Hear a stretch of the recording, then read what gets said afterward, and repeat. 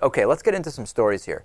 Obamacare saved consumers $1.5 billion with a B in a year.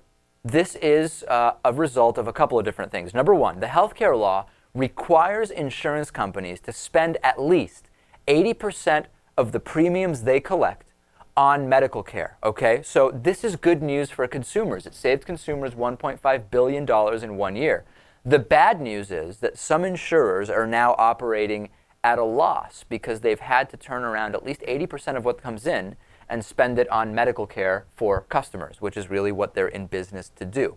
So first of all, the rule, right? This 80-20 rule means you have to spend on medical care 80% of your revenues instead of holding back for profits and retained earnings or administration and logistical type of spending. If you don't hit that target, you actually have to rebate the difference to consumers, meaning actually return some of the premium. So certainly there's an incentive there for the insurance companies to meet the 80%. Now, when we looked at how this actually played out, where did this $1.5 billion come from? There were $1.1 billion in rebates paid out.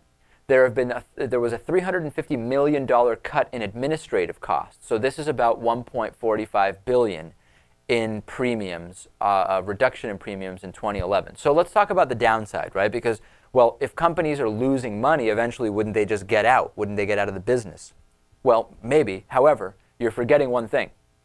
They don't yet have all of those new customers that they will be receiving because people are mandated to have healthcare coverage. So the individual healthcare mandate goes into effect in 2014. It's going to change these numbers. It's going to drastically increase the premium paying customer base for these companies.